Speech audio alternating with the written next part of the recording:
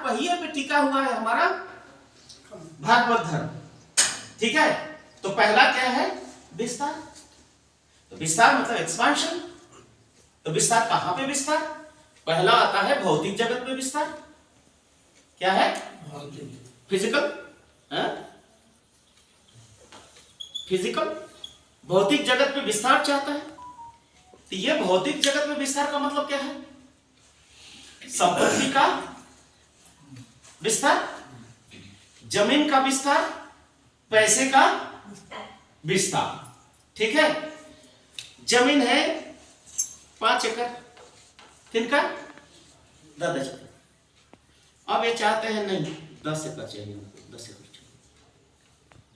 10 एकड़ होने के बाद ना थोड़ा सा यहाँ पर है ना, थोड़ा सा लखनऊ में भी 10 एकड़ हो जाए है, फिर वहां नहीं दिल्ली में भी एक 10 एकड़। ठीक है, ये होते होते पूरे विश्व का संपत्ति भी और ताराशंकर जी को दे दिया जाए तो भी ये संतुष्ट नहीं होगा। पूरा यही हकीकत है। इनको धरती का राजा बना दिया जाए, धरती का सम्राट बना दिया जाए, अदानी बादानी का जितना पैसा दे दिया जाए तो भी ये संतुष्ट नहीं होंगे। क्यों नहीं होंगे? क्योंकि अब देखिए, अब दुख देखिए, दुख का कारण देखिए। ये 5 एकड़ से आप 10 एकड़ बना रहे हैं। इस 10 एकड़ में और बहुत सारे लोग हैं। अपने अस्तित्व बढ़ाने के लिए क्या कर रहे हैं? इन लोगों की जमीन को भी आप दखल कर रहे हैं, इनको खदेड़ रहे हैं। क्या कर रहे हैं आप? खदेड़ रहे हैं। इनको भूखा नंगा रहने के लिए आप मजबूर कर रहे हैं। कौन कर रहा है? आपकी मन की पागल कुत्ते की तरह जो भूख है वो आपको क्या कर रहा है? दूसरों को भी भगा रहा है। इसका मतलब यह है भौतिक जगत में जो विस्तार है, दूसरे का खेती, दूसरे का संपत्ति बिना आहरण किए भौतिक जगत में विस्तार संभव नहीं है। और ये जो विस्तार की जो मनोभावना भौतिक जगत में है, जड़ जगत में है, यही जो है समाज में सांप्रदायिकता, नेशनलिज्म, कम्युनलिज्म, जाति भेद, ऊंच नीच भेदभाव कौन किया? यही आपकी मानसिकता जो अपने सिर्फ भौतिक अस्तित्व को बचाने के लिए सबके अधिकारों को अपने हाथ में ले लेना, सबके जीवन के साथ खिलवाड़ करना, यही हो गया भौतिक जगत में विस्तृति का नतीजा। भौतिक जगत में विस्तार का नतीजा। ये विस्तार चाहते क्यों नहीं? मन को खुश करने के लिए, मन को सुख देने के लिए। सुखानुरुक्ति परमः जैवीय वृत्ति। सुख पाने की इच्छा है वो मनुष्य को क्या करता है? वो अनुरुक्ति स्वाभाविक वृत्ति है, सुख पाना चाहता है। सुख पाने के चक्कर में वो क्या कर रहा है? खोज रहा है। क्या खोज रहा है भाई? संपत्ति खोज रहा है, यही ना? संपत्ति खोज रहा है। संपत्ति खोजते देखा कि कहां इसमें संतुष्टि है भाई। इस सुख पाने के चक्कर में पहिए का आविष्कार किया, इस सुख पाने के चक्कर में आग का आविष्कार किया, एक सुख के पाने के चक्कर में रॉकेट बना डाला, इस सुख पाने के चक्कर में मंगल ग्रह पे पहुंचे, चंद्र ग्रह पे पहुंचे और बहुत सारे ग्रह में जाने के लिए प्रस्तुत है, लेकिन सुख मिला है। क्यों नहीं मिलेगा? क्योंकि ये आपको चिरस्थायी परमानेंट सुख दे ही नहीं सकता।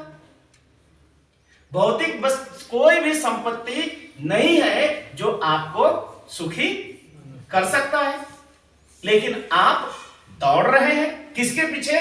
उसी चीज के पीछे जो आपको सुख दे ही नहीं सकता है। ये क्या है?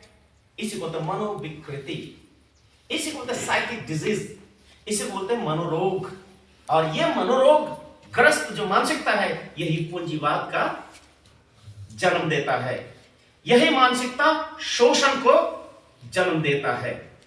यही मानसिकता पूरे मानव जाति को संघर्ष के लिए धकेल देता है। और ये लिख लीजिए डायरी में, जो अपने आप को आज बहुत बड़े पूंजीपति समझते हैं, कल आपका वो संपत्ति नहीं रहेगा। क्यों? आपका जो विस्तार की मानसिकता, उनके अधिकारों को छिन्न करके उनको भूखे प्यासे नंगे रहने के लिए मजबूर किया, वही नंगा दुखी रिएक्ट होके प्रतिक्रियात्मक मनोभाव लेके आपके संपत्ति को छीनेगा। इतिहास में हुआ है, अभी हो रहा है और भविष्य में होगा। नक्सल का जन्म कैसे हुआ?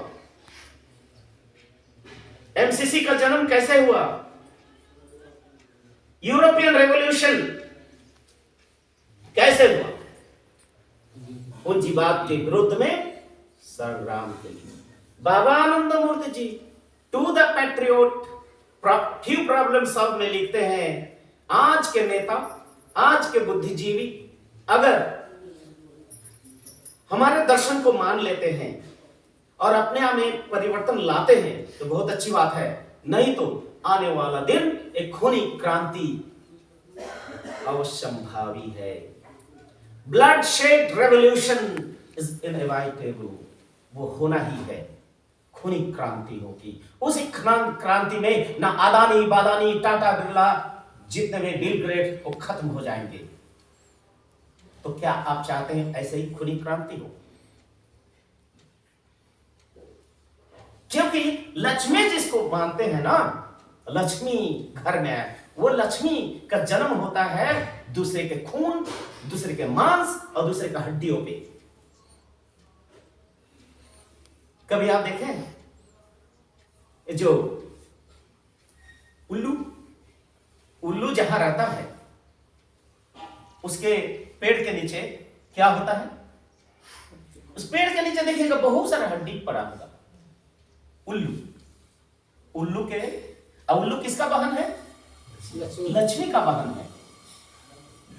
अर्थात ये जो भौतिक अर्थ जो पाना चाहते हैं वो दूसरे को दुख दिए बिना, दूसरे का संपत्ति छीने बिना वो संभव नहीं होता है। और ये जो दूसरे का अधिकारों को छीनना वो सबसे बड़ा मानव जाति के लिए सबसे बड़ा धब्बा है, कलंक है और अनअधिकृत ये जो कर्तव्य है जो हमें नहीं करना चाहिए। लेकिन मानसिक रोग के कारण ये काम किए जा रहे हैं। हर आए दिन समझदार होने के बावजूद भी वो फिर वही काम कर रहे हैं। संपत्ति आया तो संपत्ति का उपयोग करो, उसको जमा मत करो, क्योंकि जितना उपयोग होगा समाज को उतना ही फायदा होगा, आपको भी फायदा होगा, आपके आत्म संतुष्टि भी होगी और तृप्ति भी होगी।